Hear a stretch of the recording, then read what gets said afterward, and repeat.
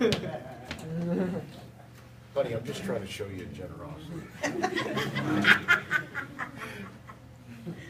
And it's,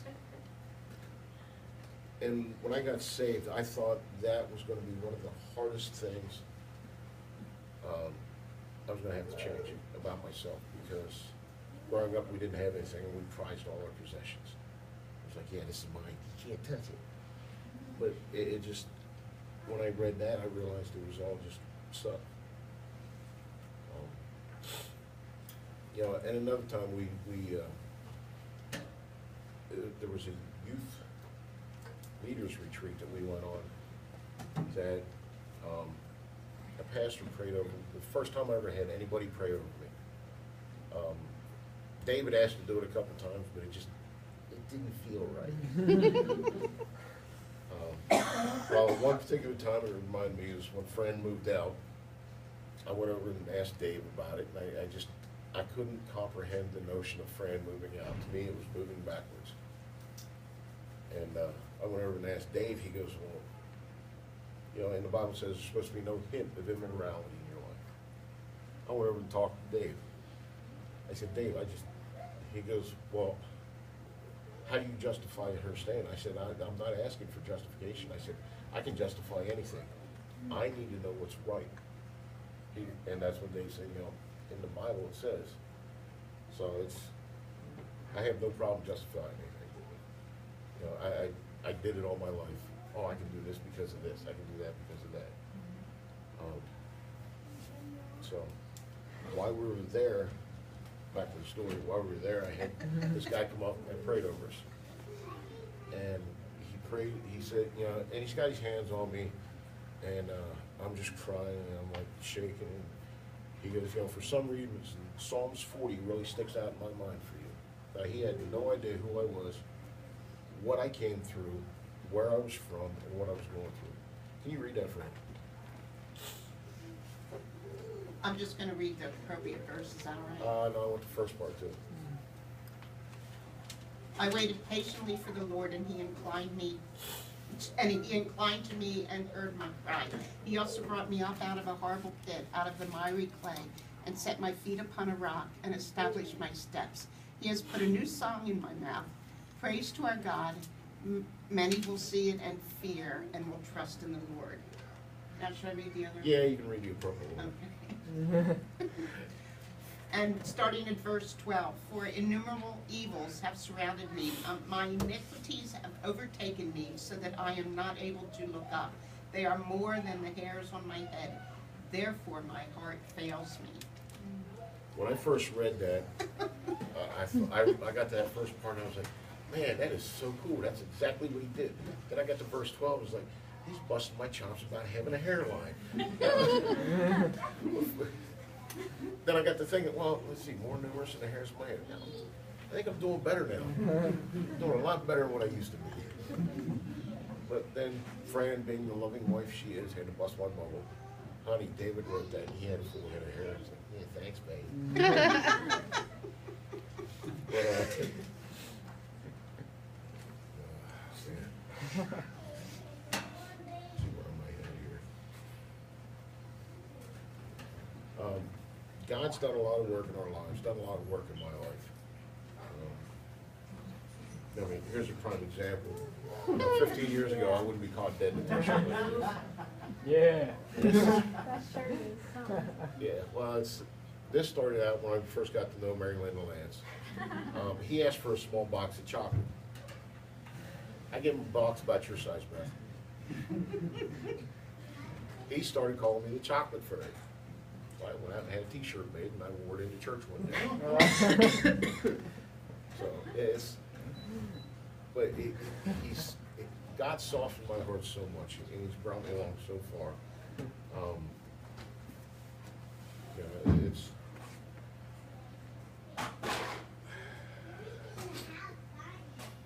It's hard to explain, for me to explain it. I mean, I'm not a serious person. Anybody knows me knows I'm hardly ever serious. And for me to actually explain something that's touching me like it's very hard. And that's where people's different gifts come back into, because I believe God put everybody on this world for a reason. He put people on here to be plant managers and pastors and trainers and construction workers and maintenance. And I'm a worker, that's all I am. You know, I graduated the 8th grade with a set of silver matching bracelets. After 3 times. Yeah, after 3 times, second year. You know, and the nice thing is the matching bracelets were kind of like this, and I was walking like this. So it's, that's where my education stopped. You know, everything I know is all hands-on. Comes to book learning, I'm lost. I'll read a book, it goes in the ear and out the nose. You know, so it's, when I find a pastor or a person that's able to explain something the way I can understand it, you know, that's to me, that's one of God's great gifts, and Lance does a great job at that. Why are you reading? Because, honey, you complete. Oh, here we go.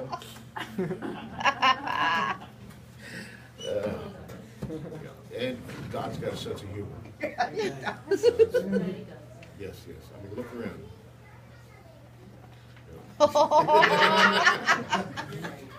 You know, we were over at their house last night playing cards and had dinner. It was such a blessing to be over there, because it shows me that there's other ways to have a great time without all the stuff we did growing up. You know, and I enjoy going over to Kurt and Beth's house, and David and Alex's house, and I mean, I love going over to Alex's place when she's got all the puppies. So it's just a lot of fun, because you step into a well-being pen and you got 14 of them just going, yeah, yeah, yeah, yeah. And it's just the cutest thing. But it just, I don't know where to go from here. You know, I've done a lot of things in my past that I'm not proud of. God's brought me a long, long way. He's put me in places that's completely out of my comfort zone. Today, for example, he's also put a lot of people in my path to share my experience with. You know, a lot of these kids we work with through Reading, most of the people who were trying to work with them never knew what they went through. They didn't know the drug problem. They don't know the violence. And a lot of these times the kids were, you know, when we started helping out with youth group, a lot of the Reading kids were coming, oh, you don't understand what I'm going through. And, huh? Here, let me tell you something. You know, it's, and I don't want to see these kids go through this. You know, so I will explain to them. And I've never hid anything from my past. I try to keep my life an open book. You know, and the Bible also talks about generational sin. And after seeing my family tree, I believe that. The funny thing about that is, my nephew just got married a couple years ago. His mother-in-law did a genealogy of the Beckett last name. She found dozens of police records. Oh, man. Over the past 400 years in the United States. Criminals. Yes. Deserters. But also, one of the funny things she found is their first Thanksgiving dinner was done in the meeting house run by one of my ancestors. So it's, I don't know what happened to the good that went in there, but a generation of sin just kind of kept going. You know, and my oldest brother, he's doing a good job to break the generational sin. My youngest sister is, but the rest of my family still still has a lot of issues that God's helping me through. I just hope that my life can be a testimony to them. I know it's a testimony to my one brother. We went to his 50th birthday party a couple of weeks ago, and I got to meet his mother-in-law and his mother-in-law's friend for the first time. And I come up and introduce myself. Oh, I'm Scott. And he was like, oh, we've heard a lot about you. I said, oh, God. Oh, so, you know, how bad is it? He goes, no. He goes, you're one of the good ones in the family. I'm like,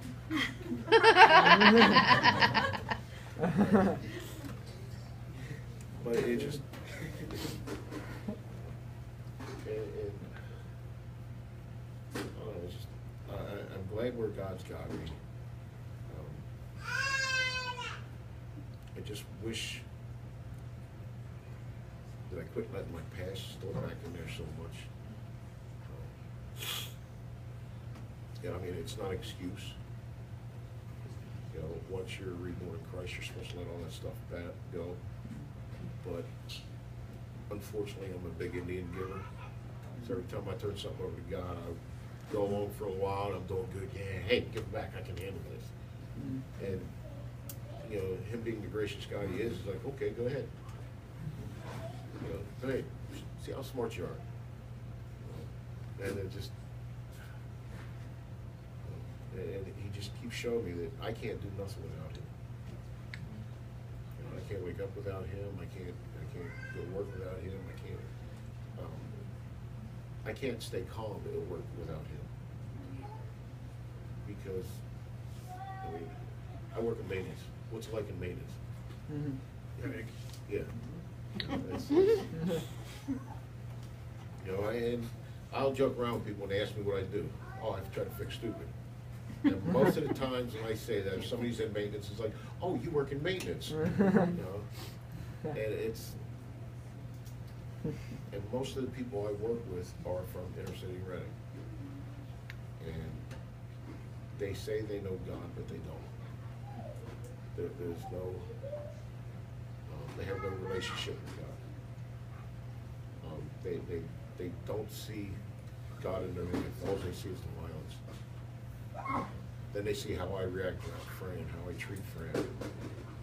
And a lot of the, and it's like 95% women in where I work. And they all look like, oh, I wish I had a relationship like that. How do you keep your relationship so strong? You know, Jesus is the center of my relationship. That's good. I keep him first in everything. Well, I try to, but a lot, like I said, a lot of them are very jealous with us. I'll sit and talk to her on the phone in the break room, and while I'm talking to her on the phone, it'll be quiet. Because they'd all sit there and listen. It's like, I wish my man talked to you like that. Where did you find him? Oh, I found him in a bar. Well, that's, you don't need to be finding him on there. So, but,